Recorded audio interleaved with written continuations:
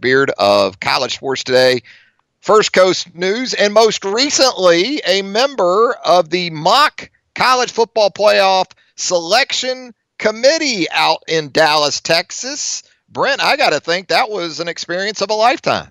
Well, it was in a lot of ways. Trav, good to be with you. Frankly, I haven't been home that long.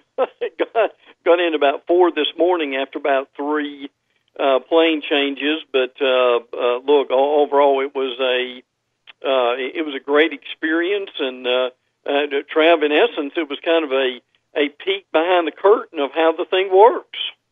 Well, give us some of that then. Kind of take us through it a little bit in terms of the main bullet points that kind of struck you in terms of what this committee is charged with in giving us 4 teams for a playoff. Trav, first of all, they meet at this, you can imagine, luxurious resort type thing that is. It's not a red roof? Not a red roof inn? Yeah, absolutely. That is. It's actually in Grapevine, Texas, and what I didn't know in being out there is that the Big 12 and Conference USA and the College Football Playoff all have their headquarters in Dallas, and they're all not far from each other. So that's kind of the place to go for conferences. But the thing that the BCS did not do was, Trav, they were never very transparent. You had a lot of computers, a lot of computer geeks, and they tried to explain how this worked, and even Roy Kramer did. People never really bought it. And look, I'm not saying this committee's perfect either, but I give them a lot of credit because they are trying to be a lot more transparent about it by inviting the media to come and see how it works. There are 13 members on the committee. You come up with 30 teams, and you pare those teams down until you get your final 4, and then you've got a cutoff of about 11 or 12 as far as where your major bowl games will go, and they kind of plot it from there. Now, listen, now, obviously you know me as a stats guy and a number guy, and I was in heaven being there because, Trav, that committee is given basically about every stat known to man except what maybe Nick Saban's dog's name or something of that effect. And it's just right. It's right there in front of you. They're able to have. You can bring up 4 teams at a time. They usually go with their the final 4 first, and then they just kind of go down there until they get their top 25. We did a mock exercise of the 2013 season as if there was not a BCS, and our final 4, which won't surprise you, was the first seed was Florida State, the second seed was Auburn, the third seed was Michigan State, and the 4th seed was Bama. And Trav, sort of you get the insight into this, kick 6 or not, if we'd have had a playoff then, Bama would have still been playing at the end of the season. Yeah, that kind of is what the expectation was when I mentioned we were going to talk to you about coming up with a Final 4. Was that a clear-cut number 4 for Alabama? Was there sort of some debate there as far as Alabama and the 5th team in that mix, or was that a quartet that was pretty easy to come to? Well, I think it was pretty easy to come to. Now, Bama actually for a while was 3, and then the committee looking at, or at least some of the committee members, and again, this is media from out the country, because Alabama obviously at that year did not win the SEC, they basically went down from 3 to 4, but as the committee said during that time, there was no way that you could leave a team that had looked that good and that was number 1 the whole year out of the Final 4. So Let me ask you this, Brent. Was there any? I'm sure there wasn't supposed to be, at least not outwardly. But if you have Alabama in that 3 spot, you're talking about a rematch too in the semifinals. Yeah, well, that's not an allowable factor into things, is it? Well, it's supposed to be just the top 4, right? Well, and the committee talked about that, and and that's a great question. They did not reposition Alabama to keep from a rematch happening. And as a matter of fact, Bill Hancock obviously was who was in charge of the playoff.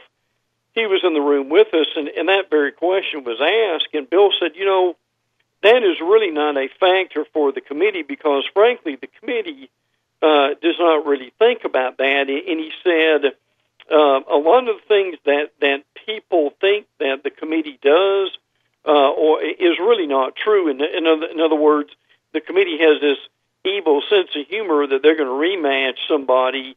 And he said that really never even has come up with us since we have been doing this. So, and another thing he said that was interesting is people think that we slot teams based on brands and just who they are.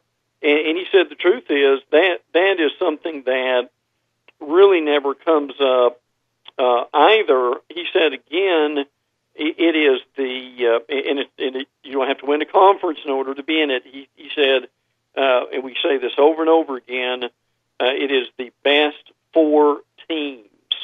And he said, whatever that may be. And what's new with the committee now is they've got retired football coaches on it. And Trav, for the first time, they have got an actual media member on there. And this is a lady she's retired. They will never have a current media member on the committee, which is probably obvious as to why. And I'll be honest with you, Trav, that the process when you actually get in there and you're doing it, I mean, from 30,000 feet, it looks pretty easy. It was frankly harder than I thought it was, particularly after you get past. I mean, it's one thing for the Final Four, but then you get into, okay, who are going to be in the your major bowl games, and then even beyond that. So New Year's 6, yeah, absolutely, and those were difficult to think about that, and some of the committee that they were laughing about. Well, okay, guys, you need to take this seriously because that's going to make the difference in the coach's contract with what we do in the next few minutes. You laugh about it, but it's absolutely true. It is. Yeah, I think what Bill Hancock's talking about though might be put to the supreme test this time around if Notre Dame's sitting there at 12-0, not a conference champion, but undefeated, unblemished, and then you've got maybe some one-loss conference champs, especially if the SEC has a one-loss conference champ, although I think that team would be in automatically. But yes. A scenario with the SEC where you have 2 undefeated teams playing the championship game, you have a loser in a close game, and there's Notre Dame sitting there at undefeated. Clemson's undefeated in. That and the Big Ten champ gets in. Could be really interesting with this Notre Dame team. Well, see, that was a major topic of discussion, not in the committee meeting and out in the hallway, shall we say, and we'll get into some hallway talk water in a cooler. Minute, but, yeah. But the interesting thing about that was is the precise scenario that you gave is that may very well be a committee nightmare, Trav. It is, and you can see this coming already.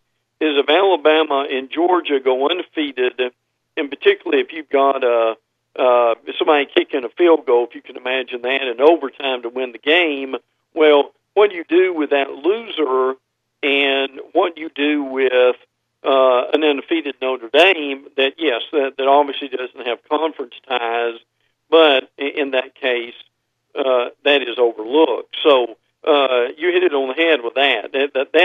That was discussed thoroughly during the few hours we had together. Yeah, I don't see how, if you have two undefeated SEC teams in Atlanta in a tight game and you have a loser at 12-1 and Notre Dame's sitting there at 12-0, I don't see how you don't take the one-loss SEC team over Notre Dame. Yeah, Because Notre Dame will have had the benefit of not having to have played Alabama, or Alabama not having to have played Georgia. So Clemson gets there, Ohio State gets there. You got the two SEC teams, and then Notre Dame sitting there at 12-0. That will be the most fascinating selection process at the end of this thing that we've seen in the short history of this deal. Well, it will be, and there's no question about that. And let me mention two or three quick things that they rarely talk about that are interesting. And I know you've been there, but there actually is an Army-Navy policy. And what I mean by that is, if Army or Navy are ever good enough to be in the college football playoff, the policy is that they will actually wait a week until the Army-Navy game, and then they will make their decision after the Army-Navy game. Now, how this works is, now just think about this a minute. The committee is all in the room. And they've got multiple monitors, and they're watching games all on Championship Saturday. And Bill said after the last game, which is usually the Big Ten game, is over at let's just say midnight. He said at that point is when they really start meeting and taking a decision. He said the latest we've been up working at this is at 2:30 or something of that nature. So, Trav, imagine how you feel, and your listeners, after you've been to a game, or at least watching a game all day long at midnight, and then at that point, you've got to make these decisions. Now, what he says is, the thing that's changed, and that was really brought into play last year, is at ESPN, Reach Davis and the boys do not know. No one knows who the top four are and anything about the selection results until they're ready to unveil them. That to me is amazing. Frankly, how that doesn't get out. But you saw Kirk Herbstreit's reaction to the number 4 spot this last time around when Alabama and Ohio State on the live broadcast, right? I mean, didn't Kirk literally get up out of his seat when Alabama went up on the screen? And he did, and Bill said, and Bill reiterated, he said, look, the reason Kirk got up is not so much because that it was a slam in Alabama or because he played at Ohio State. He said he was just so flabbergasted at the process and the result they came up with that he had to get up and walk away and compose himself because it was that much of a surprise to him. And again, the other thing is that we cannot discount with this, and this is a bigger deal than we probably realize, Trav, is the eye test. How do these teams look? That they don't call it. And he also talked about, you remember that thing that something came out called game control, and it went over all the media for about a week. And I thought this was pretty amusing. He said Jeff Long was the chairman of the committee, and they were interviewing him, and Jeff, for lack of a better word, and didn't know what to call it, just came out and said it was controlling the game, was something the committee looks at. And Bill said that even though Jeff said that was if you want to put it as a category, he said that was never anything before or after that the committee never dealt with. I thought that was pretty interesting. Hey, Brent, can you hang in there with us for another segment? Because we need to get into some SEC games with you, and we'd love to do that with you coming up after this break. Brent Beaird, fresh from the mock college football playoff CELCOM selection committee meeting out in the Dallas area with some fascinating insight into how the process works. When we come back with Brent, we'll get more into on-the-field action in the Southeastern Conference coming up this weekend. That and more when Southern Fried Sports returns right after this. We're going to pick things back up with Brent Beaird of College Sports Today, and also First Coast News down there in Jacksonville, Florida. Brent, as we talked about in the previous segment, fresh from his visit to the College Football Playoff Selection Committee headquarters out in the Dallas, Texas area, where he was taken behind the scenes as a member of a mock panel selection committee. Brent and others on hand went back through the 2013 season, the year before the College Football Playoff came into existence, and went through the process and came up with a Final Four of their own. And in fact, the Alabama Crimson Tide, losers of the Iron Bowl that season, as you remember, on the famous or infamous, depending on which side you sit, kick six there in Auburn, Alabama. According to Brent and those panel members, the Crimson Tide in 2013 would have been your 4 seed in a college football playoff. And as we welcome Brent back, Brent, want to get more into the action on the field coming up this weekend in the Southeastern Conference. Let's start right here in Tuscaloosa. The Alabama Crimson Tide coming off a 34-point win over the Arkansas Razorbacks. The news wasn't entirely good, as we've learned, as Trayvon Diggs, the junior corner, now expected to miss the remainder of the season with a broken foot. Your thoughts, Brent, on the performance in general, and maybe a defense that didn't exactly find its legs at any point in that game, having a big hole to fill with Diggs out. Well, it is, and I thought Diggs did a solid job, and a lot of these guys at this point are certainly going to have to step up. I'll be honest with you, Trav, I thought the Arkansas game, probably as difficult as that was at times, was a good challenge and a test for Alabama. And I think it shows you, doesn't it, Trav, maybe what Chad Morris's teams may be in the next 2 or 3 years when they get the players that he wants to play that type of offense, which he really doesn't have. The linebackers have got to step it up, certainly. The misdirection, it kind of reminded me of now Notre Dame did this by running the ball, but how Alabama was fooled when they used to play Notre Dame with their misdirection. Now there were some Missouri people there, and I sat down with them and who were pretty close to the program, and just talked with them about what they thought about this matchup, and they had some pretty interesting insight. They said Drew Lock is a really good quarterback, but he struggles mightily against upper echelon SEC teams in that all of these the great stats that you see are usually against the bottom of the league, but no one really pays enough attention to that to even know. So, and again, he made the point, look, they played Purdue, and Purdue threw for nearly 600 yards on them. What's Alabama going to do? So, and obviously you got to respect what they've got with guys like Terry Beckner on the line, who's very good. But I wanted to mention that from obviously being in Dallas with the closeness out there from Missouri, who they're very glad they're in the league, but listen, there's still major questions in their mind about Odom and where they're going to go, Trav, especially without Locke coming up next year, and where that thing's going at this point. So Locke's a very good quarterback, as you know, but it's worth mentioning how he struggled against some of the better teams. Yeah, and to that point of how he's performed, Locke, against better competition, in his first 2 SEC games this season, Georgia and South Carolina, which can get after you a little bit on the defensive side of the ball, he's averages 5.1 yards per pass attempt. By comparison, in 3 SEC games so far, Tua Tagovailoa is averaging 15.7 yards per pass attempt in SEC play.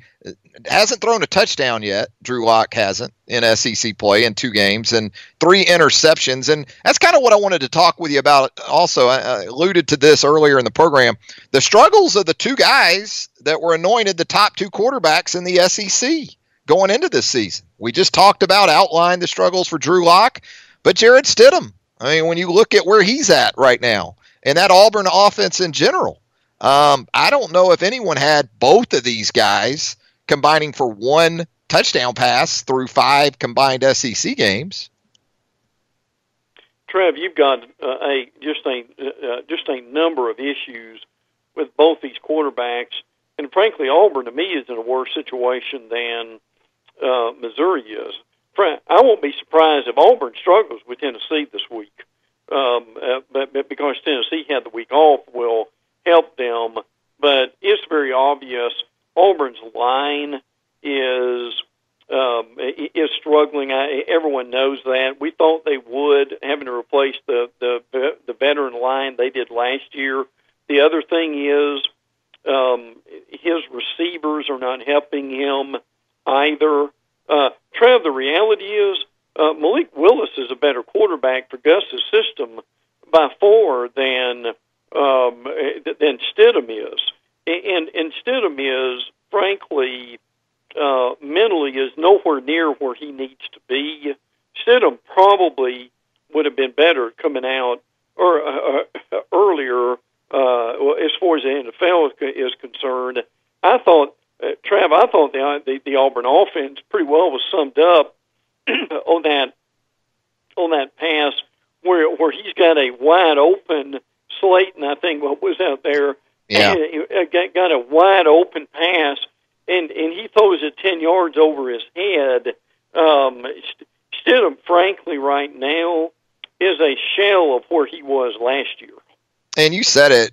If Auburn can't run it like they have in some years under Gus, Stidham's skill set doesn't work well within that scheme. No. And when you look at Auburn's run game right now, Brent, against FBS competition, they're averaging 110 rushing yards per game. I mean, that can't happen in Gus's offense. You can't run it for 110 against FBS teams and have a ton of success on the offensive side of the ball. And with Drew Lock, I'll say this. He's been without pretty much his best receiver in those 2 SEC games we talked about. Emmanuel Hall, who, when you talk about outside speed and playmaking ability, the last 2 seasons, he's averaged around 23, 24 yards per catch. I mean, he's been Judy-like.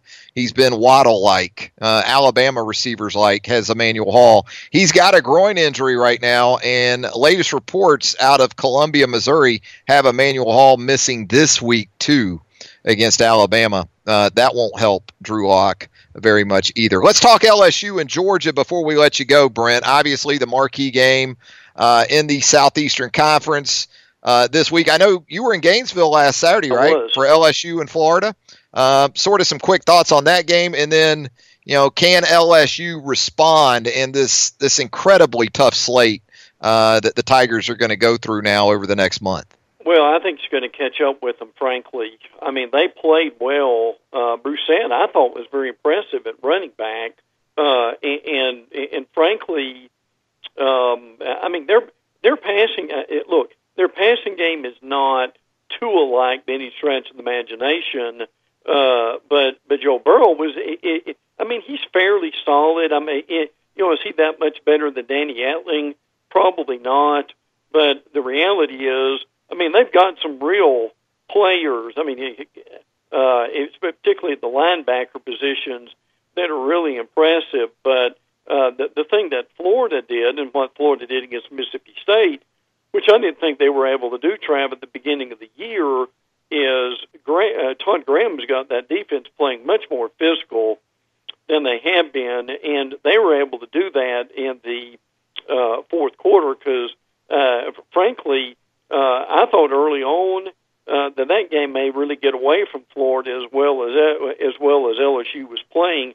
I don't see them beating Georgia. I mean, Georgia's still got some injury issue with Ben Cleveland and some of these guys on the offensive line. That's hurting them. I still think their line is very good. They need to get Terry Godwin healthy, and he's pretty close to that with that passing game. Now, I think they'll play well, and I think it could even be a real classic game before it's over. But Trav, right now, I think Georgia's still got a better roster than LSU does. There you go. Brent Beaird of College Sports Today and First Coast News down in Jacksonville, Florida, with a great report for us today, both from the mock college football playoff selection committee that he was a part of here the last few days out in Dallas, Texas, and then, of course, with Southeastern Conference football in general as well. Brent, as always, we appreciate it, my man. Always a pleasure, pal. Take care, okay?